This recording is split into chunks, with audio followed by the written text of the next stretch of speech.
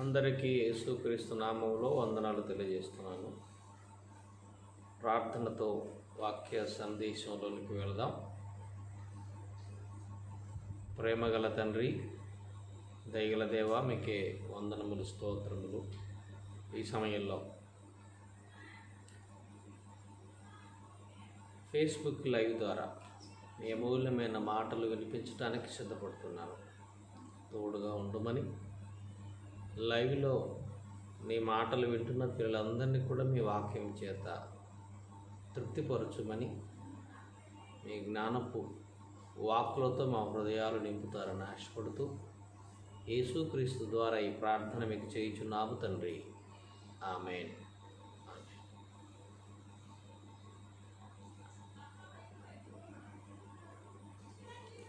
అందరికీ మరొకసారి యేసుక్రీస్తు నామములో వందనాలు, శుభాలు తెలియజేస్తున్నాను. మరి అందరూ లైవ్లోకి రావాల్సిందిగా కోరుతున్నాను. లైవ్లో ఉన్నటువంటి సహోదరులు వీడియో చూస్తున్నవారు సౌండ్ బాగుంటే దయచేసి బాగుంది అని రెస్పాన్స్ ఇవ్వాల్సిందే నేను కోరుతున్నాను. సౌండ్ బాగుంటే బాగుందని మెసేజ్ పెట్టండి.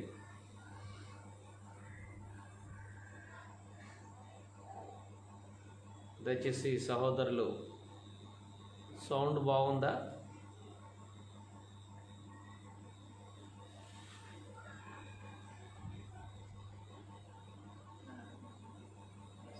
ప్రియులారా, ఈ సమయంలో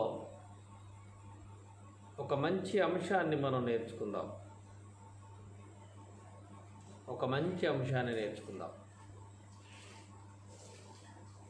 కనిన గర్భము, కనని గర్భము అనే ఒక మంచి అంశాన్ని మనం నేర్చుకుందాం. కనిన గర్భము, కనని గర్భము అనే అంశాన్ని మనం నేర్చుకుందాం. కనిన గర్భం ధన్యమైనదా, కనని గర్భం ధన్యమైనదా?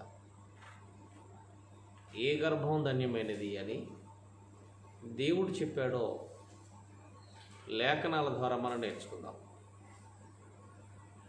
ప్రియులారా, మనందరం కూడా ఈ లోకంలో ఒక తల్లి గర్భవాసము గుండా ఈ భూమి మీదకి వచ్చిన వాళ్ళం మనమంతా.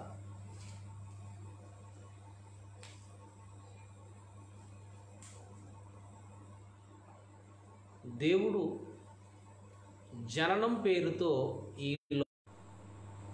సారథి ఫోన్ చేస్తాడు. దేవుడు మనుషులను జననం పేరుతో ఈ లోకానికి పంపించాడు.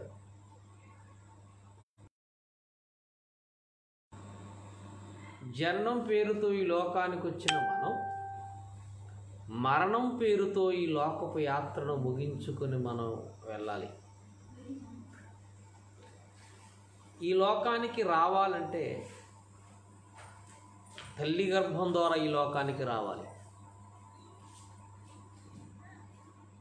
తల్లి గర్భంలో జన్మించి తల్లి గర్భంలో ఒక రూపాన్ని దాల్చుకొని 9 నెలలు గర్భంలో ఉండి ఈ లోక ప్రవేశం చేస్తాం. అంటే ఈ లోకానికి తల్లి గర్భం ద్వారా ప్రవేశం జరుగుతుంది. మరి ఈ లోకపు యాత్రలోనికి వచ్చిన మనం ఈ లోకపు యాత్ర ముగించుకుని ఎలా వెళ్తామంటే మరణ ద్వారం ద్వారా ఈ లోకపు యాత్ర ముగించుకుని వెళ్తాం.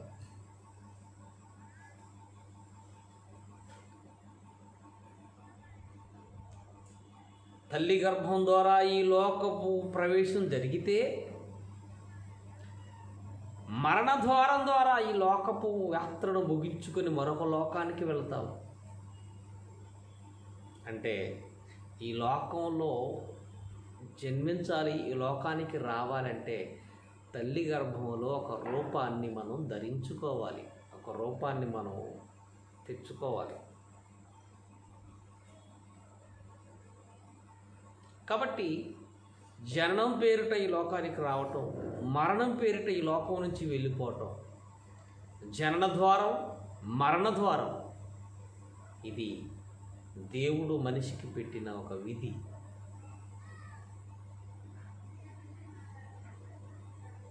కాబట్టి ప్రియులారా, ఒక తల్లి గర్భంలో ఒక రూపాన్ని ధరించుకొని ఈ లోకానికి రావటానికి దేవుడు ఒక ప్రణాళిక చేశాడు. మనం ఈ లోకంలో జన్మించటం తండ్రి సంకల్పం, తండ్రి చిత్తం. అయితే పిల్లరా, మన జన్మ దేవుడు యాక్సిడెంటల్గా అనుకుంటే జరగలేదు. అసలు యాక్సిడెంటల్గా జరగలేదండి భూమి మీద మన జన్మ. జగత్తు పునాది వేయబడక మునిపే మనమంతా తండ్రి ప్రణాళికలో ఉన్నవారి. దేవుడు తన ప్రణాళికలో మనలందరినీ కూడా కన్నాడు. ఈ తరంలో మనం పుట్టడం తండ్రి సంకల్పం, తండ్రి ఆలోచన. కాబట్టి ప్రియులారా, నీ జననం ఆషామాషి కాదు. నీ పుట్టుక ఊరికనే అనుకుంటూ వచ్చింది కాదు. మన తండ్రికి మన మీద చాలా పెద్ద ప్రణాళిక ఉంది. యాకోబు పత్రిక 1వ అధ్యాయము 18వ వచనాన్ని మనం చూస్తే, యాకోబు పత్రిక 1వ అధ్యాయము 18వ వచనాన్ని చదువుకుందాం. ఏమంటున్నాడు దేవుడు? దేవుడు తాను సృష్టించిన వాటిలో మనము ప్రథమ ఫలముగా ఉండునట్లు సత్యవాక్యము వలన మనలను తన సంకల్ప ప్రకారంగా కనెను. ఎంత మంచి మాట చూడండి. మన పుట్టుకలో ఉన్న పరమార్థాన్ని దేవుడు చెబుతున్నాడు. దేవుడు సృష్టించిన వాటిలో మనమే ప్రథమ ఫలాలుగా ఉండాలని ఆశపడ్డాడండి తండ్రి. ఎంత మంచి మాట. తాను సృష్టించిన వాటిలో అంటే దేవుడు ఎన్ని సృష్టించాడో ఆలోచించండి. దేవుడు కలిగించినవి ఎన్ని ఉన్నాయో ఒకసారి ఆలోచించండి. దేవుడు కలిగించినవి ఎన్నో ఉండగా వాటిలో మనమే ప్రథమ ఫలాలుగా అంటే నెంబర్ వన్స్గా ఉండాలని దేవుడు ఆశపడ్డాడు. దేవుడు ఎన్నో కలిగిస్తే వాటిలో మనమే నెంబర్ 1 స్థానంలో ఉండాలని ఆశపడ్డాడండి. ఎంత విచిత్రం చూడండి, ఎంత గొప్ప దేవుని ఆలోచన చూడండి. సృష్టిలో 84 లక్షల జీవరాశులు. ఈ 84 లక్షల జీవరాశులలో మనమే నెంబర్ 1 స్థానంలో ఉండాలని దేవుడు మానవుని ఈ లోకానికి ప్రవేశపెట్టాడు. దేవుడు మన జీవితాన్ని గురించి, మన జననాన్ని గురించి, మన పుట్టుకల గురించి, పుట్టిన తర్వాత ఈ లోకంలో ఏం చేయాలనే దాని గురించి పక్కా ప్రణాళికతో ఉన్నాడు. పక్కా ప్రణాళిక. కాబట్టి తాను సృష్టించిన వాటిలో మనమే ప్రథమ ఫలాలుగా ఉండాలని దేవుడు సత్యవాక్యం వలన మనల్ని కన్నాడు.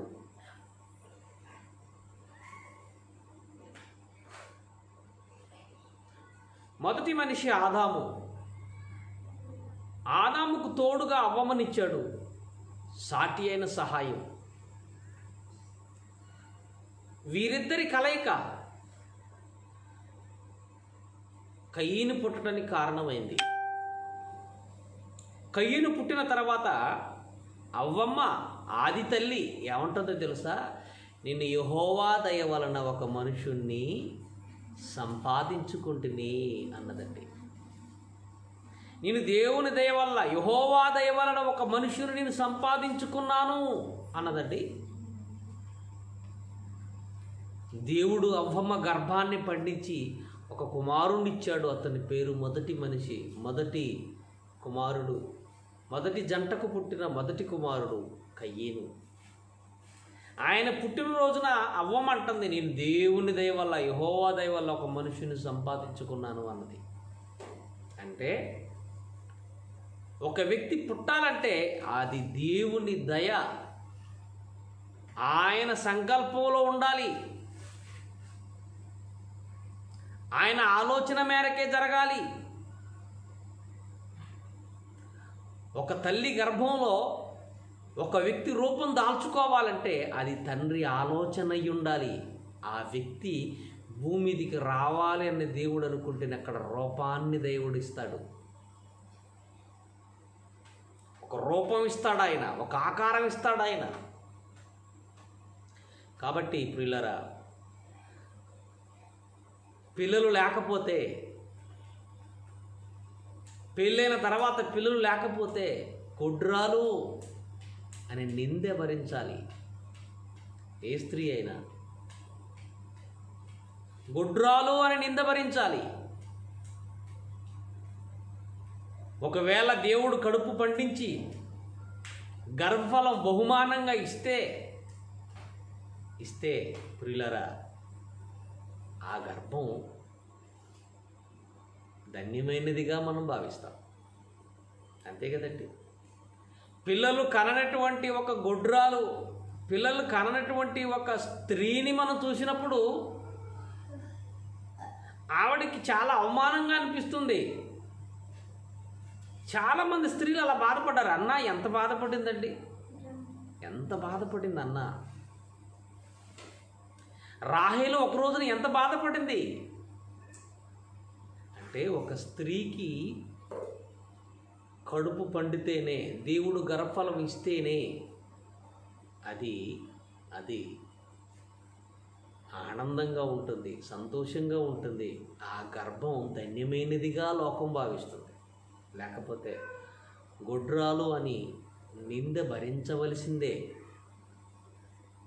కదా. అయితే పిల్లరా, పిల్లలు కనేటువంటి వారిని చూసినప్పుడు నిజంగా ధన్యులు అని మనం అనుకుంటున్నాం. కానీ బైబిల్ చదువుతున్నప్పుడు, బైబిల్ని ఆలోచిస్తున్నప్పుడు దేవుని భావజాలం, ఆనందంతో దేవుడు చెప్పిన తన భావజాలం, బాధతో తాను చెప్పిన భావజాలం చాలా విచిత్రంగా ఉంటుందండి. సమాజాన్ని ఆలోచింపజేసే విధంగా ఉంటుందండి. లూకాసు వార్త 23వ అధ్యాయము 29వ వచనాన్ని చదువుకుందాం. లూకాసు వార్త 23వ అధ్యాయం 29వ వచనాన్ని మనం చూస్తే, ఇదిగో గొడ్రాండ్రును కనని గర్భమును పాలియని స్తనములను ధన్యములైనవని చెప్పు దినములు వచ్చుచున్నవి అన్నాడండి. ఇంతకీ సందర్భం ఏంటి అంటే, యేసుక్రీస్తు సిలువ మోసుకుంటూ, తన భుజాలపై సిలువ మోసుకుంటూ యెరూషలేము వీధుల గుంట వెళుతున్న సందర్భం ఇది. యేసుక్రీస్తు సిలువను మోసుకుంటూ యెరూషలేము వీధుల గుంట వెళుతుంటే చాలామంది స్త్రీలు ఆయన్ని వెంబడించారు. చాలామంది స్త్రీలు వెంబడించారట. 23వ వచనం చూడండి, 27వ వచనం చూడండి, 23వ అధ్యాయం 27వ వచనంలో ఏమంటున్నాడు? గొప్ప జన సమూహమును ఆయనను గూర్చి రొమ్ము కొట్టుకొనుచు దుఃఖించుచున్న చాలా మంది స్త్రీలు ఆయనను వెంబడించిరి. యేసు వారి వైపు తిరిగి, యెరూషలేము కుమార్తెలారా, నా నిమిత్తం మీరు ఏడవకండి, మీ నిమిత్తము మీ పిల్లల నిమిత్తం మీరు ఏడవండి అన్నాడు యేసుక్రీస్తు. అని ఈ మాట చెబుతున్నాడు అన్నమాట. ఇదిగో గొడ్రాండ్రును కనని గర్భమును పాలియని స్థలములను ధన్యములైనవని చెప్పు దినములు వచ్చుచున్నవి. సరేండి, చాలామంది స్త్రీలు మామూలుగా ఆడవట్లే. ఎందుకంటే ఆడవాళ్ళకి, నేనేదో అవమానించాలి మాట చెప్పట్లేదు, ఆడవాళ్ళకండి ఏ సీన్ చూసినా ముందు అందులో లీనమైపోతారండి. ఏడుపు వచ్చేస్తుందండి సహజంగా, వాళ్ళకున్న తత్వం అది. ముఖ్యంగా ఏదైనా ప్రమాదం జరిగినా, ఎవరినైనా కొడుతున్నా, ఎవరినైనా హింసిస్తున్నా ఎక్కువగా స్పందించేది వాళ్ళేనండి. చాలామంది స్త్రీలండి యేసుక్రీస్తును శిలువ మోసుకుంటూ వెళుతున్న సమయంలో చాలామంది జనసమూహం వెంబడించారు. అందులో స్త్రీలు కూడా ఉన్నారు. వాళ్ళు మామూలుగా ఏడవట్లేదట. ఎలా ఏడుస్తున్నారండి? రొమ్ము కొట్టుకుంటూ ఏడుస్తున్నట్టు. మామూలు ఏడుపు కాదండి, నిజంగా ఆ సీన్ అండి. ఆ లుక్ ఏమండి ఆ సీన్ అండి నిజంగా మామూలు సీన్ కాదండి. ఎందుకంటే ప్రభువుని హింసిస్తున్న సమయంలో చాలామంది స్త్రీలు రొమ్ము కొట్టుకుంటూ ఏడవటం అంటే మామూలు విషయం కాదండి. అప్పుడు యేసు అంటున్నాడు, యెరూషలేము కన్యకలారా, మీరు నా నిమిత్తం వద్దమ్మా, నా నిమిత్తం ఏడవకండి. మీరు ఎందుకు ఏడుస్తున్నారో నాకు తెలుసు.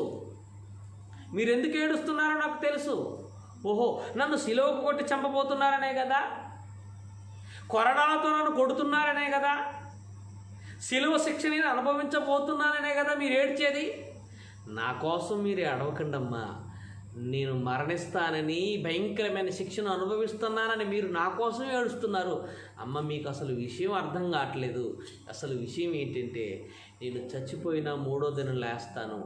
లేవంది మీరు, మీ పిల్లలు. మీరు, మీ పిల్లలు. కాబట్టి నా కోసం వద్దమ్మా, మీ పిల్లల కోసం ఏడవండి, మీకోసం ఏడవండి. బ్రతుకు బాగలేనిది మీది, బ్రతుకు బాగలేనిది మీది, మీ పిల్లలది. మీరు చనిపోయిన పాతాళ లోకానికి వెళ్ళిపోవటం ఖాయం, మీ పిల్లలు చనిపోయిన పాతాళ లోకానికి వెళ్ళిపోవటం ఖాయం. కాబట్టి అమ్మా, నా కోసం వద్దమ్మా, మీకోసం, మీ పిల్లల కోసం ఏడవండి అన్నాడు యేసుక్రీస్తు. అంటే ఆ ఏడుపు సీన్ రివర్స్ చేయమన్నాడు చూడండి. ఆ రోజు వాళ్ళకి అర్థమైందో అర్థం కాలేదో కానీ బాగా ఆలోచిస్తే నా కోసం కాదమ్మా, మీకోసం, మీ పిల్లల కోసం ఏడవనంటే అర్థం ఏంటి? ఏడుపు సీను రివర్స్ అయ్యండి అని చెప్పాడు యేసు. చెప్పి అంటున్నాడు, కనని గర్భమును పాలియని స్తనములను ధన్యములైనవని చెప్పు దినములు వచ్చుచున్నవి అన్నాడండి. ఇదేంటండి? కనని గర్భమే ధన్యమైనదని మనం అనుకుంటున్నాం, కానీ యేసు అంటున్నాడు చూడండి, కనని గర్భమును పాలియని స్తనములను ధన్యములైనవని చెప్పు దినములు వచ్చుచున్నవి అంటాడేంటి యేసుక్రీస్తు? అంటే ఇదేదో బాగా ఆలోచించవలసిన విషయము అని మనం అర్థం చేసుకోవాలి. కనని గర్భమే ధన్యమైనది అని, పాలియని స్తనమునే ధన్యములైనది అని చెప్పు దినాలు రాబోతున్నాయని యేసు అంటున్నాడంటే ఇదేదో ఆలోచించవలసిన విషయము. ఇది దీర్ఘంగా ఆలోచించి అర్థం చేసుకోవాల్సిన విషయమని మనం గ్రహించాలి. ప్రియమైన దేవుని వారలారా, ఆలోచించండి. ఈ మాట యేసుక్రీస్తు పలికాడు. పాత నిబంధనలో కూడా యెషయా గ్రంథంలో 54వ అధ్యాయంలో 1వ వచనం నుంచి రాయబడి ఉందండి. ఒకసారి యెషయా గ్రంథాన్ని చూద్దాం. మరి యెషయా గ్రంథం 54వ అధ్యాయం 1వ వచనం నుంచి చూడండి. గొడ్రాల పిల్లలు కననిదానా, జయగీతమెత్తుము, ప్రసవ వేదన పడనిదానా, జయగీతనమెత్తి ఆనందపడుము. సంసారి పిల్లల కంటే విడవబడిన దాని పిల్లలే విస్తారమగుదురని యెహోవా సెలవిస్తున్నాడు. గొడ్రానా, పాలియనటువంటి దానా, జయగీతమెత్తుము అంటున్నాడు దేవుడు. ఇదేంటి ఇంత విచిత్రంగా, ఇంత ఇలా మాట్లాడుతున్నాడంటే దేవుడైన యెహోవా పాలియనటువంటి వ్యక్తిని గురించి, కనని గర్భాన్ని గురించి ఎందుకు ఇలా మాట్లాడుతున్నాడు? కనని వాళ్ళ గురించి ఎందుకు మాట్లాడుతున్నాడంటే దేవుడికండి నిజంగా చాలా బాధ కలిగిందండి పిల్లలు ఇచ్చిన తల్లిదండ్రులు చూసి. చాలా బాధ కలిగిందండి. దేవుడు నమ్మి మనకి పిల్లల్ని ఇస్తాడండి, గుర్తుపెట్టుకోండి. దేవుడికి నమ్మకం కలిగే మనకి పిల్లల్ని ఇస్తాడు. ఎందుకంటే మనం కన్న పిల్లలు మన పిల్లలు కాదండి, దేవుడి పిల్లల్ని మన పిల్లలుగా మనకిచ్చాడు. వాళ్ళంతా దేవుని పిల్లలు. నిజమా? నిజం. ఒకసారి ఒక మంచి మాట మీకు చూపిస్తాను. మనం కన్న పిల్లలు మన కోసం మనం కనలేదని, దేవుడి కోసమే కన్నామని ఒక్కసారి ఒక మంచి మాట మీకు నేను చూపిస్తానండి. ఒక్కసారి ఏజికేలు గ్రంథాన్ని చూడండి మీరు. ఏజికేలు గ్రంథము 41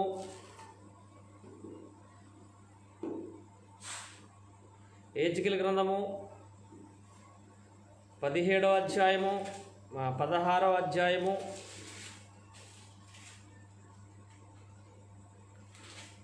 హెజ్కేలు గ్రంథం 16వ అధ్యాయము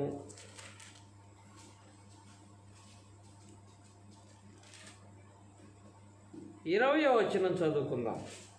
16:20 మరియు నీవు నాకు కనిన కుమారులు కుమార్తెలు. చూడండి దేవుడు ఏమంటున్నాడు. అమ్మా ఓ తల్లి, నీవు కన్నావే పిల్లలు, వాళ్ళు నా పిల్లలు. నీవు కనిన నా కుమారులు నా కోసమే కన్నామంటున్నాడు. చూడు దేవుడు, నీవు కనిన కుమారులు కుమార్తెలు, నీవు నాకు కనిన అన్నాడు. చూడండి, నీవు నాకు కనిన కుమారులు కుమార్తెలు అంటే తల్లిదండ్రులుగా మనం పిల్లలు కంటున్నది ఎవరి కోసం? దేవుడి కోసం కంటున్నాం, మన కోసం కాదు. బాగా గుర్తుపెట్టుకోండి తల్లిదండ్రులారా. ఫాదర్స్ డే చేసుకునే ఓ తల్లులారా, మదర్స్ డే చేసుకునే ఓ తల్లులారా, చిల్డ్రన్స్ డే చేసుకునేటువంటి ఓ పిల్లలారా, ఈ సమాజానికి తెలియని ఒక విషయాన్ని చెప్తున్నాను. తల్లిదండ్రులారా, మీరు కన్నది దేవుడి కోసం కన్నారు. దేవుని పిల్లల్ని మీ పిల్లలుగా దేవుడు మీకు ఇచ్చాడు, మర్చిపోమాకండి. దేవుడి పిల్లలండి వాళ్ళంతా. దేవుని పిల్లల్ని మన పిల్లలుగా మనకిచ్చాడు. కాబట్టి మీ స్వార్థ ప్రయోజనాల కోసం మీ పిల్లల్ని మీరు పెంచమాకండి. మీ స్వార్థ ప్రయోజనాల కోసం మీ పిల్లలు మీరు పెంచారా, దేవుడికి రేపు లెక్కప్ప చెప్పాలి మీరు. ఎందుకంటే పిల్లల్ని ఇచ్చింది ఆయనే మనకి. కాబట్టి ప్రియమైనటువంటి దేవుని వారలారా, మనం కన్నది దేవుడి కోసం, ఆయన పిల్లల్ని మన పిల్లలుగా మనకిచ్చాడు. అందుకే అండి చాలామంది తల్లిదండ్రులు చూసి దేవుడికి విసుగొచ్చేసిందండి. పిల్లల్ని ఇస్తే ఏం చేశారంటే తల్లిదండ్రులు ఏం చేశారు? వారి స్వార్థ ప్రయోజనాల కోసం పిల్లల్ని పెంచి పాడు చేసేసారు. నిజంగా దేవుడి పిల్లల్ని ఇస్తే ఏం చేశారో ఒక మాట మీకు నేను చదివి వినిపిస్తానండి. యోబు గ్రంథం 21వ అధ్యాయము 11వ వచనాన్ని మనం చదువుకుందాం. యోబు గ్రంథం 21వ అధ్యాయము 11వ వచనాన్ని మనం చూస్తే చూడండి ఏమంటున్నాడు యోబు గారు. చూడండి ఏమంటున్నాడు, వారు తమ పిల్లలను మందలుగా బయటికి పంపిస్తారు. అబ్బా, ఇదేంటండి ఇలా మాట్లాడుతున్నాడు? వారు తమ పిల్లలని మందలుగా బయటికి పంపించెదరు. వారి పిల్లలు నటన చేయుదురు. వారి పిల్లలు నటన చేయుదురు అన్నాడు. చూడండి దేవుడు. నిజమండి. తెలుగు సినీ పరిశ్రమలో తాత, కుమారుడు, ఆ కుమారుడు అంటే మానవుడు, ముగ్గురు కలిసి ఒకే తెర మీద నటించిన సినిమాలు కూడా వచ్చేసినాయండి. నేను పేరు చెప్పను. తెలుగు సినిమాలో, తెలుగు ఇండస్ట్రీలో తాత, కుమారుడు, మనవడు, ముగ్గురు 3 తరాల వ్యక్తులు ఏమండి ఒకే వేదిక మీద ఒకే సినిమాలో నటించిన సినిమాలు కూడా వచ్చేసినాయి. అందుకని చూడండి, యాక్టర్ల పిల్లలందరూ యాక్టర్లే. వాళ్ళ పిల్లలందరినీ యాక్టర్లు చేసుకుంటూ వచ్చేస్తున్నారు. అందుకనే అంటున్నాడు దేవుడు, వారి పిల్లలు నటన చేయుదురు. మందలుగా వారి పిల్లల్ని బయటికి పంపించేస్తారు. మందలుగా ఇప్పుడు బయటికి పంపుతారు, రేపు పాతాళానికి పంపిస్తారు. ఎందుకంటే వాళ్ళకి ఆత్మజ్ఞానం లేదు, మట్టి జ్ఞానం ఉంది. కాబట్టి దేవుడు పిల్లల్ని ఇస్తే, కడుపు పండించి గర్భాన్ని పండించి పిల్లల్ని ఇస్తే ఏం చేశారు ఈ లోకం అని అంటే ఏం చేశారంటే మందలుగా బయటికి పంపించారు, నటన నేర్పించారు, నాట్యం నేర్పించారు, లోకంలో నటులుగా తయారు చేయలేదా? ఈరోజు తల్లిదండ్రులు చూడండి, ఒక డాక్టర్ కొడుకు డాక్టర్ అవుతాడు, ఒక యాక్టర్ కొడుకు యాక్టర్ అవుతాడు, ఒక ఇంజనీర్ కొడుకు ఇంజనీర్ అవుతాడు. అంతే. తండ్రి ఏమి చేయుట కుమారుడు చూస్తాడో కుమారుడు కూడా అదే చేస్తాడని బైబిల్ చెప్పిన ప్రకారంగా ఈ లోకంలో ఫాదర్ ఏం చేస్తాడో కుమారుడు కూడా అదే చేస్తాడు.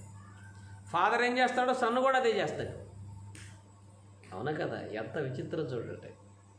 కాబట్టి దేవుడు నమ్మి పిల్లల్ని ఇస్తే ఈ పిల్లల్ని మందలుగా పంపిస్తున్నారు, నటన నేర్పిస్తున్నారట.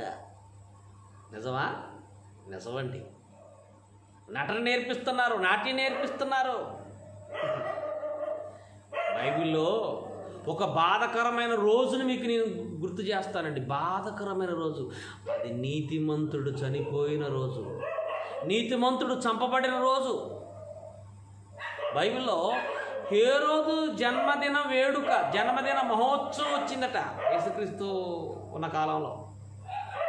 హేరోదు రాజు యొక్క జన్మదిన వేడుక, జనన మహోత్సవం జరుగుతుంది. మామూలుగా వ్యక్తులు కాదు వాళ్ళు వచ్చిన వాళ్ళంతా, గొప్ప గొప్ప వాళ్ళు పిలిపించుకున్నాడు. పెద్ద పెద్ద వాళ్ళకు గొప్ప విందు తయారు చేశాడు. రాజుగారి జననదిన మహోత్సవం జరుగుతుంది. అప్పుడు హేరోదియ కుమార్తె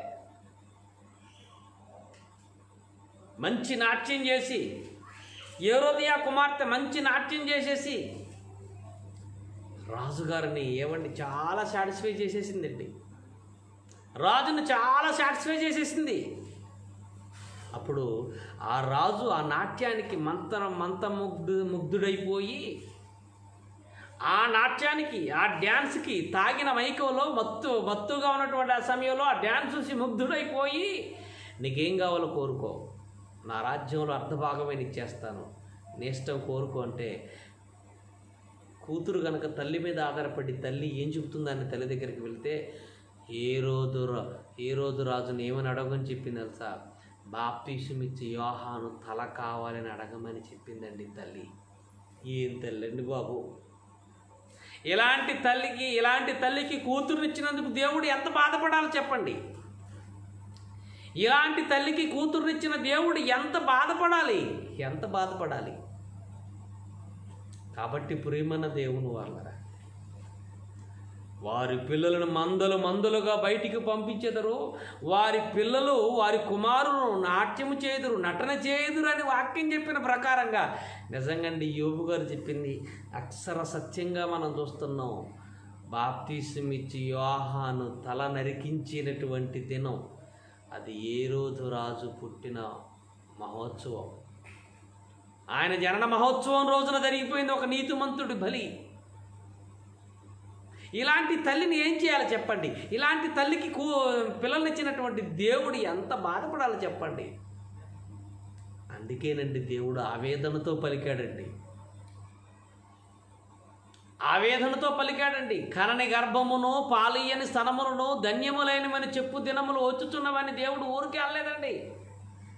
ఎందుకు అన్నాడు అంటే, ఇలాంటి తల్లులను చూశాడు, తండ్రులను చూశాడు.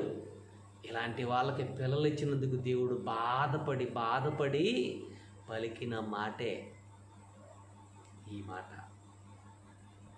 దేవుడు పశ్చాత్తాపుడై బాధపడి పలికిన మాటేనండి ఆ మాట. కనని గర్భమును పానీయని స్తనములను ధన్యములైనవని చెప్పు దినములు వచ్చుచున్నవని దేవుడు ఎందుకు అన్నాడు అంటే, గొడ్రాల జయగీతం ఎత్తుము అని ఎందుకు అన్నాడు అంటే, ఇలాంటి తల్లులను చూసేనండి. ఎలాంటి తల్లిదండ్రులు చూసేనండి. ఆలోచించండి. ఏమండి, దేవుడు నమ్మి మనకు పిల్లల్ని ఇస్తే మనం ఏం చేసామండి? మన స్వార్థ ప్రయోజనాల కోసం పెంచడం లేదా మన పిల్లల్ని? మన స్వార్థ ప్రయోజనాల కోసం పెంచడం లేదా? మన జీవితంలో సాధించిన విజయాలు మన పిల్లల జీవితంలో చూడాలని వారి స్వార్థ ప్రయోజనాల కోసం పెంచటం లేదా?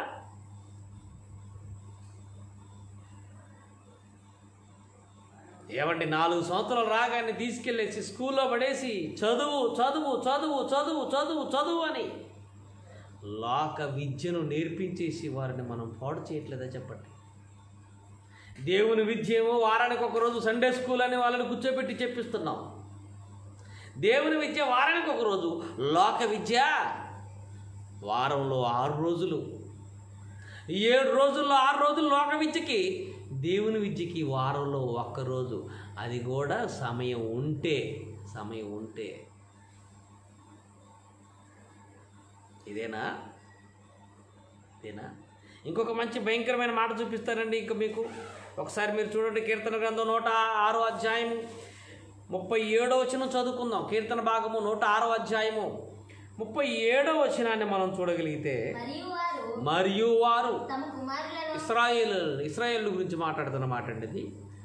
మరియు వారు తమ కుమారులను తమ కుమార్తెలను దెయ్యములకు బలిగా అర్పించిరి.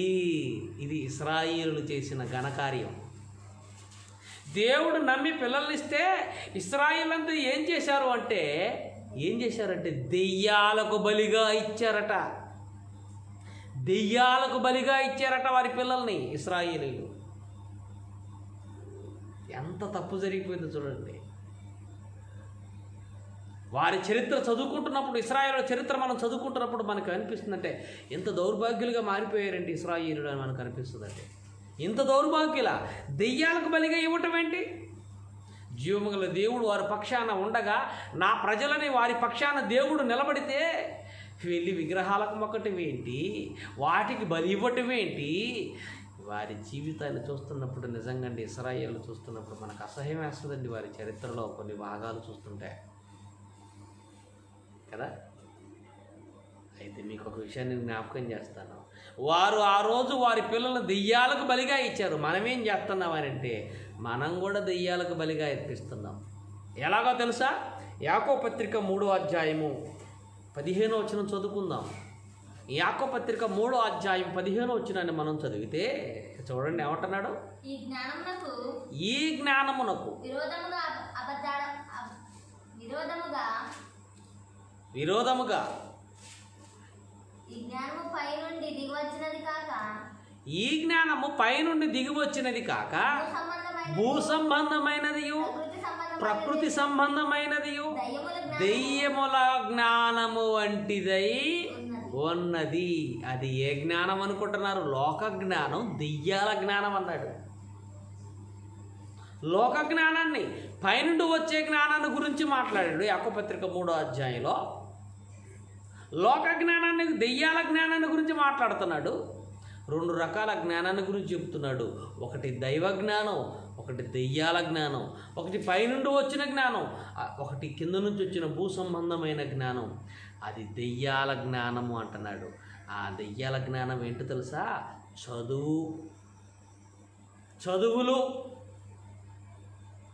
చదువండి. ఈరోజు మన పిల్లల్ని చదువులకి, దెయ్యాల జ్ఞానానికి బలిగా ఇవ్వలేదా?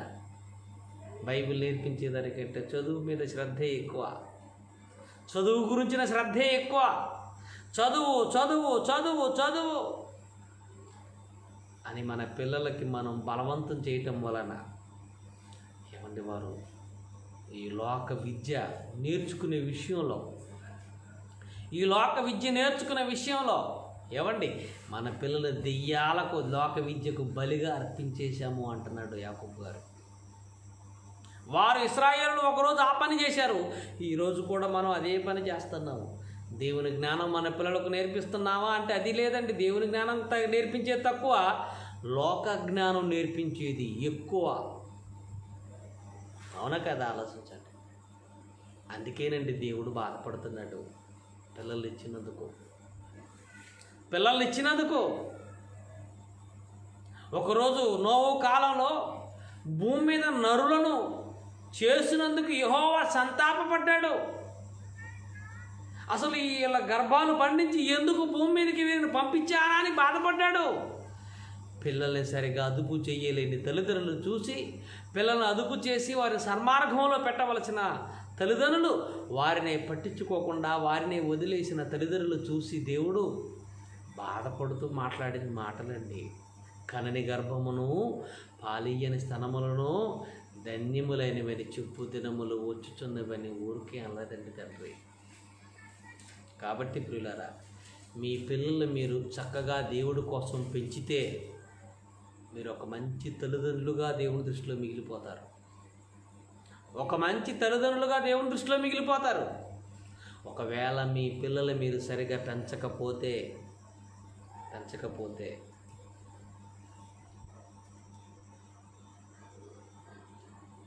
గొడ్రాలను పాలియని స్థనములను ధన్యములైనవి చెప్పు దినములు వచ్చుచున్నవి అన్నాడు. చూసారా? ఈ ప్రాఫసీ, ఈ ప్రవచనం అది ఖచ్చితంగా మీ జీవితంలో నెరవేరుతుంది. నిజమండి.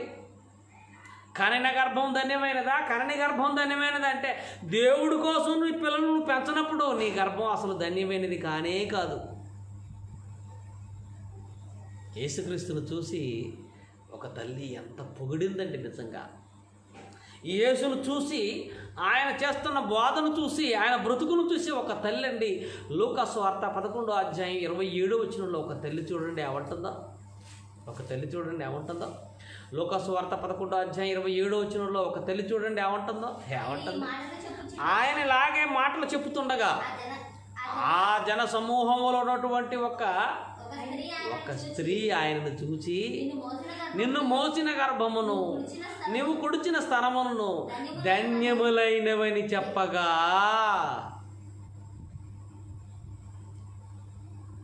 యేసుక్రీస్తు బోధ చేస్తుంటే ఒక తల్లి విని, అబ్బా ఇలాంటి కొడుకును నేను ఎందుకు కనలేకపోయినయ్యా, ఇలాంటి కుమారుని నేను ఎందుకు కనలేకపోయినావు అయ్యా, నువ్వు ఎవరి గర్భాన పుట్టావయ్యా, ఎవరి చనుపాలు తాగి బ్రతికావు అయ్యా, ఆవిడ ధన్యమైనది అని చెబితే యేసుక్రీస్తు అన్నాడండి, కనని గర్భమే ధన్యము కానిది, కనిన గర్భమే ధన్యమైనది అని మనం అనుకోవాలి. కనిన గర్భమే ధన్యమైనదిగా ఉండాలంటే ఇదిగో మన పిల్లల్ని యేసుక్రీస్తులాగా పెంచాలి. అంతే కదండి. లోకంలో కూడా మీరు చూడండి, లోకంలో మీరు చూడండి ఎలా ఉంటుందో. ఎవరినైనా దొంగని కానీ దోచుకునేవాడిని కానీ ఈ సమాజంలో చీడ పురుగులుగా ఎవరైనా మనం చూసినప్పుడు వారిని ఏమంటారో తెలుసా? మొట్టమొదటిగా వారిని చూసి వాళ్ళ తల్లిదండ్రులు నిందిస్తాం, ఎవడరా వీడికి అన్నది అని. అసలు వీడి తల్లిదండ్రులు ఎవరు, ఎందుకు వీడు ఇలా తయారయ్యాడు అని కన్న తల్లిదండ్రులని మనం అవమానిస్తాం. మన పిల్లలు మంచి వాళ్ళుగా సమాజంలో ఉంటే మనకి సన్మానం, మనకు సన్మానం. మన పిల్లలు సమాజంలో చీడపురుగులుగా ఉంటే అది మనకు అవమానం. ఇది ఎంత నిజమో. మనకు దేవుడిచ్చినటువంటి ఈ పిల్లల్ని దేవుడిలో గొప్పగా సన్మార్గంలో మనం పెంచితే మరియలాగా మనం కూడా ధన్యులమే అవుతాం. ఒకవేళ హేరోదియా కుమార్తెలాగా పెంచితే, ఏమండి, హేరోదియా కుమార్తెలాగా పెంచితే, ఇశ్రాయేలు కుమారులు కుమార్తెలాగా మనం పెంచితే మన గర్భం ధన్యమైనది కాదండి.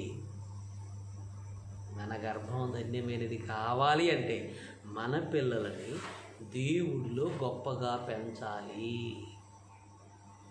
నిజంగా అండి. మదర్స్ డే చేస్తారండి, ఫాదర్స్ డే చేస్తారండి.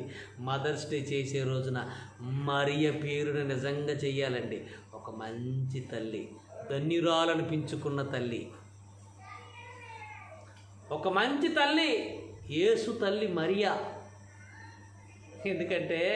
ఎందుకంటే ఒక దేవదూత గాబ్రియేలు వచ్చి, దయాప్రాప్తురాలా నీకు శుభము, దేవుడు నీకు మీద దయ చూపించాడు, నువ్వు ఒక కుమారుని కంటావు అని అంటే, అయ్యా నేను ఇంతవరకు పురుషుణ్ణి ఎరగని దానినే, ఇది ఎలా సాధ్యం అవుతుందంటే దేవుని కృప, దేవుని ఆత్మ నేను కమ్ముకుంటుందమ్మా, ఈ కార్యం జరుగుతుంది అని అంటే నమ్మి ఒక కుమారుని కని ఆ తర్వాత యోసేపును తన భర్త ద్వారా ఎన్నో నిందలు అవమానాలు భరిస్తూ చివరికి భర్తకు దూరమై చాలా కాలం బ్రతికి నిజంగా యేసును కన్నందుకు ఎన్నో అవమానాలు నిందలు భరించి నేటికి కూడా ఎంతోమంది అవమానిస్తున్నారండి ఆవిడ్ని.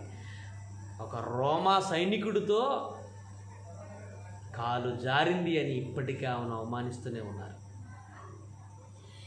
కానీ బైబిల్ పెట్టి మనం చూస్తుంటే ఒక మంచి తల్లిగా, ధన్యురాలైన తల్లిగా ఆమెను మనం చూడగలం. మదర్స్ డే రోజు నిజంగా ఆవిడ పేరిట చెయ్యాలండి. నిజంగా యేసు తల్లి మరియ ఎంత గొప్ప ధన్యురాలో మీకు తెలుసా? యేసు అంత గొప్పగా ఈ లోకంలో జీవించాడు కనుక మనుషులందరి కొరకు తన ప్రాణం పెట్టి మరణించి సమాధి చేయబడి 3వ దినం లేచిన గొప్ప మృత్యుంజయుడిగా యేసుక్రీస్తున్నాడు కనుక అంత గొప్ప వ్యక్తిని కన్నందుకు ఆవిడ చరిత్ర నిజంగా గొప్పగా దేవుడు రాయించాడు. ఆవిడ ఎంత గొప్ప ధన్యురాలో ఒక మాట మీకు చదివి వినిపిస్తానండి. లూకాసు వార్త 1:49 ఉన్న మాట, ఎవరు అర్థం చేసుకోలేని మాట, ఎవరికి అర్థం కాని మాట. యేసు తల్లి మరియని ఎంత గొప్ప ధన్యురాలంటారో తెలుసా? ఆమె గర్భం ఎంత గొప్ప ధన్యమైనదో తెలుసా? ఎంత గొప్ప ధన్యమైనదో తెలుసా? ఒక్కసారి చూడండి, 49 చదువు తల్లి, ఎంత బాగుంటుందో. సర్వశక్తిమంతుడు నాకు గొప్ప కార్యం చేశాడు కనుక ఇది మొదలుకొని అన్ని తరాల వారు నన్ను ధన్యురాలు అంటారు అని చూడండి వాక్యంలో. యేసు తల్లి మరియని ఒక్కళ్ళిద్దరు కాదట ధన్యురాలని అనేది అన్ని తరాల వారు. యేసు భూమి మీదకి వచ్చిన దగ్గర నుంచి ఇక ఎన్ని తరాలైతే వచ్చాయో ఈ భూమి మీద అన్ని తరాల వారు ఆమెని ధన్యురాలు అంటారటండి. ఎంత గొప్ప ధన్యురాలండి యేసు తల్లి మరియా. కాబట్టి కనిన గర్భం ధన్యమైనదా, కనని గర్భం ధన్యమైనదా? కనిన గర్భం ధన్యమైనదని యేసు తల్లి నిరూపించిందయ్యా. మరి యెషయా గ్రంథం 54 దేవుడు అంటున్నాడు. లూకాసు వార్త 23:29 యేసుక్రీస్తు స్వయాన పలుకుతున్నాడు, కనని గర్భమును పాలియని స్థలమును ధన్యములేనివని చెప్పు దినములు వచ్చుతున్నవి అని అంటున్నాడు. అవును, నీ పిల్లలని నువ్వు గొప్పగా పెంచకపోతే నీ గర్భం ధన్యమైనది కాదు. నీ గర్భం ధన్యమైనది కావాలంటే నీ పిల్లలు దేవుడి కోసం గొప్పగా ఈ లోకంలో యేసులాగా బ్రతికేవారు కావాలి. ఒక బాప్తిసమిచ్చి యోహానులాగా గొప్పగా ఈ లోకంలో బ్రతికేవారు కావాలి. ఈ బాప్తిసమిచ్చి యోహాను కన్నందుకు, బాప్తిసమిచ్చి యోహాను ఈ లోకంలో పుట్టినందుకు అనేక మంది సంతోషించారు.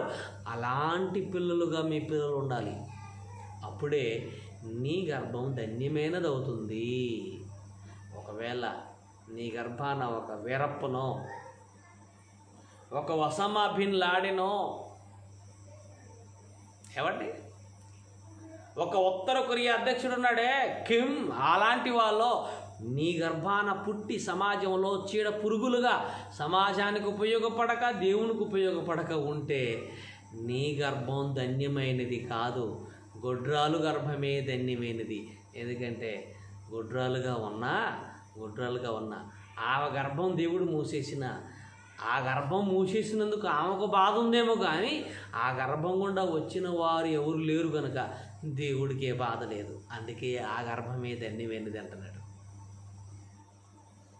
నీకు కడుపును పండించినందుకు, నీ గర్భాన దేవుడు పిల్లలు ఇచ్చినందుకు, నీ గర్భాన పుట్టినటువంటి పిల్లలు చెడపురుగులుగా సమాజంలో ఉంటే, అయ్యో అనవసరంగా వీడిని భూమి మీద పుట్టించానే, వీడు పుట్టి ఉండకపోతే సమాజానికి మేలు జరిగేది, వీడికి మేలు జరిగేది, నాకు కూడా మేలు జరిగేదని పుట్టి ఉండని ఎడల అతనికి మేలుండేదని యేసుక్రీస్తు యోధాను గురించి చెప్పినట్టు, నువ్వు సమాజంలో చీడపురుగుగా దేవుడికి పనికిరాని వాడిగా ఉండుంటే నువ్వు పుట్టనందుకు సమాజానికి, నీకు, అందరికీ మేలు జరిగేదే. పుట్టి కీడు జరిగింది. దేవుడు ఎందుకు కనని గర్భం ధన్యమైనది అంటున్నాడు అంటే, ఏమండి ఎన్నో గర్భాలు దేవుడు మూసేశాడండి. దేవుడు ఎన్నో గర్భాలు మూసేశాడండి. ఎందుకు చాలామంది తల్లిదండ్రులు నమ్మి దేవుడు పిల్లలు ఇస్తే దేవుడి ఆశలు అడి ఆశలు చేసేశారు, దేవుణ్ణే మోసగించేశారు, దేవుడికే నమ్మక ద్రోహం చేశారు. కానీ ఆ తల్లి గొడ్రాలను నిందొక్కటే భరిస్తుంది, కానీ దేవుడికి ఏ బాధ లేదు. ఆ తల్లి వల్ల, ఆవిడ వల్ల ఏ బాధ లేదు. కాబట్టి ప్రియమైన దేవుని వాళ్ళ కనిన గర్భం ధన్యమైనదా? కన్ని గర్భం ధన్యమైనదా? కనిన గర్భం కూడా ధన్యమైనదే. అది దేవుడి కోసం మీ పిల్లలు పెంచి గొప్ప చేస్తే. ఒకవేళ దేవుడి కోసం నీ పిల్లలు పెంచలేదా? లోక విద్య కోసమే పెంచావా? లోకం కోసమే పెంచావా? ఈ లోకంలో ఇష్టం వచ్చినట్టుగా జీవించడానికే నీ పిల్లలు నువ్వు పెంచితే నీ పిల్లల వాక్యం ఎరుగక, నీ పిల్లలకు దేవుడు తెలియక వాళ్ళు చచ్చి నరకానికి పోతే పిల్లలు చచ్చి నరకానికి జారిపోతే నీ గర్భం ధన్యమైనది కాదు. రాసిపెట్టుకో. ఎవరు ధన్యులు? ఏ గర్భం ధన్యమైనది అని అంటే, ఏ గర్భం ధన్యమైనదంటే దేవుడి కోసం బ్రతికి పరలోకం చేరితే నిజంగా మీ గర్భం ధన్యమైనది. యేసులాగా ఈ లోకంలో బ్రతికితే మీ గర్భం ధన్యమైనది మీ పిల్లలు బ్రతికితే. యోహానులాగా మీ పిల్లలు పుట్టినందుకు, యోహాను పుట్టినందుకు 6 తరంలోనూ అనేక మంది సంతోషించారే, అలాగా మీ పిల్లలు చూసి అనేక మంది సంతోషపడితే, పరలోకంలో ఉన్న కన్న తండ్రికి ఆనందం కలిగితే మీ గర్భం ధన్యమైనది. కనుక ఆలోచించండి. పిల్లలు కన్నందుకు ఆనందం నీకు ఉండొచ్చు. నీ పిల్లలు ఎత్తుకొని నీ పిల్లలు చూస్తూ నువ్వు మురిసిపోవచ్చు.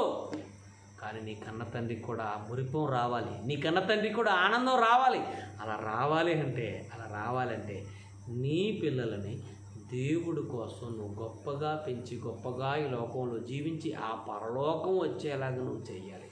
పరలోకం వచ్చిందంటే నీ కడుపు పండినట్లే, నీ కడుపు ధన్యమైనదే. కనుక కనని గర్భమును పాలియని స్థనములను ధన్యములైనవని చెప్పు దినాలు వచ్చుతున్నవే అని దేవుడి కోసం వారి పిల్లల్ని పెంచని తల్లిదండ్రులు గూర్చి దేవుడు మాట్లాడాడు. నీ పిల్లల్ని యేసు తల్లి మరియలాగా, ఒక ఎలిజబెత్ జకర్యాలాగా గొప్పగా మీ పిల్లలు ఉండుంటే, వారి గర్భాన పుట్టిన పిల్లలు గొప్పగా ఉన్నట్టు మీ పిల్లలు కూడా అలాగే ఉండుంటే నిజంగా ఈ గర్భం కూడా ధన్యమైనదే. యేసు తల్లి మరియ చరిత్ర సృష్టించింది. కనని గర్భమే ధన్యమైనది అని కాదు, కనని గర్భం కూడా ధన్యమైనదని నిరూపించి చూపించింది యేసు తల్లి మరియ. బాప్తిసం ఇచ్చి యోహాను తల్లిదండ్రులు ఇద్దరు. అలాగే దేవుడి కోసం బ్రతికిన తల్లిదండ్రుల పిల్లలందరూ కూడా, 6 తల్లిదండ్రులు కూడా. కాబట్టి నువ్వు ధన్యురాలుగా మిగిలిపోతావో, ధన్యుడిగా మిగిలిపోతావో, దేవుడి దృష్టికి ఒక నింద వేసుకునే విధంగా మిగిలిపోతావో ఆలోచించుకోవలసిందిగా ఈ వాక్యం ద్వారా దేవుడు మిమ్మల్ని హెచ్చరిస్తున్నాడు. ప్రియమైన దేవుని వాళ్ళ హెచ్చరిస్తున్నాడండి. ఆలోచించండి. స్త్రీ జన్మ ఎందుకో తెలుసా? దేవుడు స్త్రీ జన్మ ఎందుకు ఇచ్చాడో తెలుసా? పురుష జన్మ, స్త్రీ జన్మ ఎందుకు ఇచ్చాడో తెలుసా? అసలు స్త్రీ జన్మ ఎందుకు ఇచ్చాడో, అసలు స్త్రీ పుట్టడానికి కారణం ఏంటో ఒక మాట చదువుకొని మనం ముగించేసుకుందామండి. భూమి మీద పుట్టిన ప్రతి స్త్రీ ఏదో రాజ్యాలు ఏలాలని, ఉద్యోగాలు చేసేసి ఉద్యోగం పేరిట ఏదో ఎలగబెట్టాలని అనుకుంటున్నారు. దానికంటే ముఖ్యమైనది ఒకటి ఉంది, దేవుడు చెప్పింది. తిమోతికి రాసిన మొదటి పత్రిక 5వ అధ్యాయం 16వ వచనం 14వ వచనాన్ని మనం చదువుకోగలిగితే, తిమోతికి రాసిన మొదటి పత్రిక 5వ అధ్యాయం 14వ వచనంలో చూడండి ఏమంటున్నాడో. యవన స్త్రీలు కాబట్టి యవన స్త్రీలు వివాహం చేసుకొని పిల్లలను కని గృహ పరిపాలన జరిగించుచు నిందించుటకు విరోధికి అవకాశం ఇవ్వకోకుండా ఉండవలనని కోరుచున్నాను. స్త్రీ జన్మకు కారణం ఏంటో తెలుసా?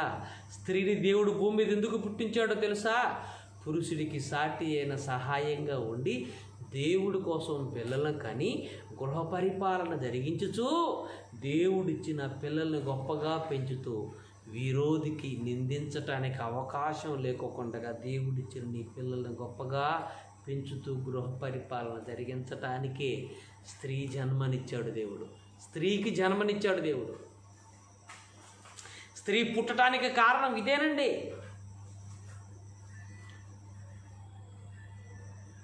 దేవుడి కోసం పిల్లలకనే బాధ్యత, దేవుడి కోసం పిల్లలకనే బాధ్యత. ఆ కన్న పిల్లల్ని గృహ పరిపాలన ద్వారా చక్కగా పెంచుతూ నిందించటానికి అపవాదికి విరోధికి అవకాశం లేకోకుండా నీ పిల్లలను పెంచాలి. అందుకే నీకు జన్మనిచ్చాడు. అమ్మ ఉద్యోగాలు చేసి ఎలగబెట్టడానికి కాదు, రాజ్యాలు ఏలటానికి కాదు స్త్రీలను దేవుడు పుట్టించింది. అవి తర్వాత పార్ట్, అవన్నీ తర్వాత. ముందు నీ జన్మకు పరమార్థం దేవుడి కోసం పిల్లలకని గృహ పరిపాలన జరిగించచ్చు. నీ గర్భం ధన్యమైనది అని దేవుడి కోసం నీ పిల్లలు పెంచి నీ గర్భం ధన్యమైనది నిరూపించుకోవాలి. దేవుడిచ్చిన పిల్లల్ని దేవుడి కోసమే పెంచి ఆ దేవుడికే అప్పగించేసి, నువ్వు నాకు పిల్లలు ఇచ్చావు తండ్రి, చూడు గొప్పగా నీ కోసం పెంచాను అని ఆ తండ్రికే అప్పగిస్తే అప్పుడు నిందించడానికి విరోధికి అవకాశం లేకుండా చేసినట్లు. లేదు అంటే సాతాను దేవుడి దగ్గరికి వెళ్ళి, ఇగో నువ్వు పుట్టించావు, వాళ్ళకి గర్భం తెరిచి ఇచ్చాక చూడు ఏమైపోయారో చూడు అని దేవుడి దగ్గర, దేవుని సముఖంలో, దేవదూతల సమావేశంలో లేవనెత్తినప్పుడు, నీ పిల్లలు మంచివాళ్ళైతే దేవుడు గొప్పగా అక్కడ పొంగిపోతాడు. లేదంటే నిందించటానికి సాతానికి అవకాశం ఇచ్చిన దాని అవుతాను, నిందించడానికి అవకాశం ఇచ్చిన తల్లి అవుతావు. నిజంగండి, ఒక తల్లి, ఒక మంచి తండ్రి, ఒక మంచి తల్లి ఎలా ఉంటుందో తెలుసా? వారి పిల్లల విషయమే కోడి ఏ విధంగా అయితే జాగ్రత్త తీసుకుంటుందో అలాగే జాగ్రత్త తీసుకునే ఒక మంచి తల్లిదండ్రులు. ఒక మంచి తల్లిదండ్రులు ఎవరు అంటే, కోడి ఏ విధంగా అయితే తన పిల్లల విషయం ఎంత జాగ్రత్త తీసుకుంటుందో అలా జాగ్రత్త తీసుకున్న వారే నిజమైన మంచి తల్లిదండ్రులు అవుతారు.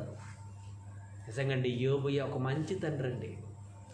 యోబు గ్రంథం 1వ అధ్యాయం 5వ వచనంలో యోబు చూడండి, తన పిల్లల విషయంలో ఎంత జాగ్రత్త.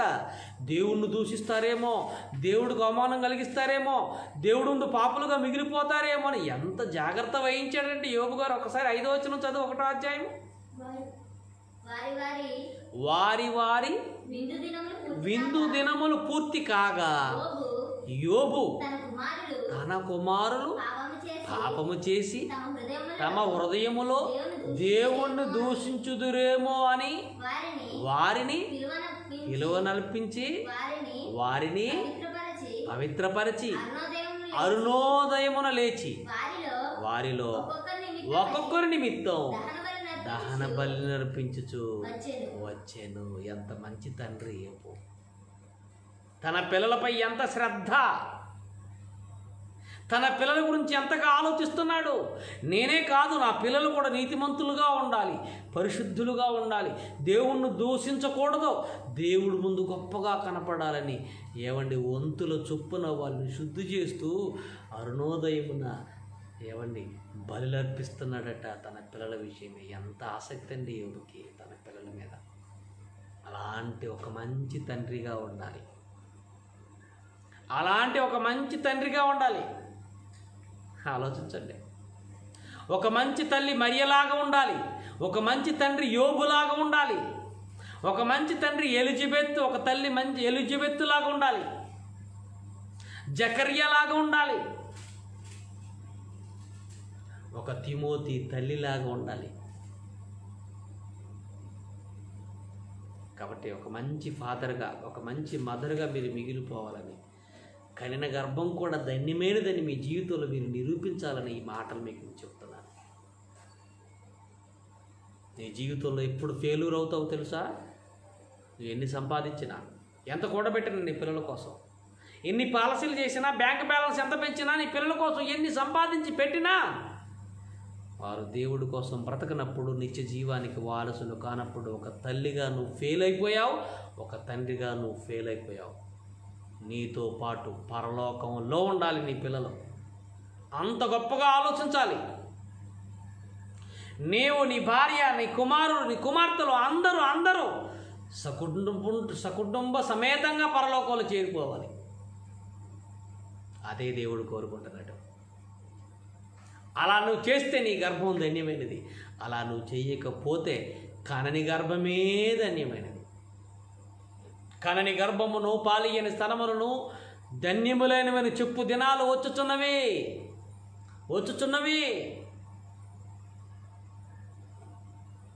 రాబోయే రోజుల గురించి మాట్లాడుతున్నాడు. వాళ్ళే ధన్యములైనవి అంటున్నాడు దేవుడు. ఎందుకో ఇచ్చినందుకు నువ్వు ఏం మిగిల్చావు దేవుడికి? బాధ, వేదన. అందుకే నేను చూసి దేవుడు ఆ మాట అంటున్నాడు. కాబట్టి అలాంటి తల్లిదండ్రులుగా మనం మిగిలిపోకూడదు. యేసు తల్లి మరియలాగా, ఒక ఎలిజబెత్ లాగా, ఒక తిమోతి తల్లి లాగా, ఒక యోబులాగా, ఒక జకర్యాలాగా, ఒక మంచి తల్లిగా, ఒక మంచి తండ్రిగా మనం మిగిలిపోదాం. మీ పిల్లల గురించి బాగా ఆలోచించండి. మీ పిల్లల సంరక్షణ గురించి బాగా ఆలోచించండి. అణువు పరీక్షించండి మీ పిల్లల విషయమై. ప్రతిదాన్ని పరిశీలించండి మీ పిల్లల విషయమై. యోబు ఏ విధంగా అయితే ఆలోచిస్తున్నాడో, యోబు ఏ విధంగా వాళ్ళు దేవుణ్ణి మనసులో దూషిస్తారేమో అని ఎంత శ్రద్ధ వహించాడో, మీ పిల్లలు కూడా అలాగే ఉండాలని మీరు ఊహించుకోండి.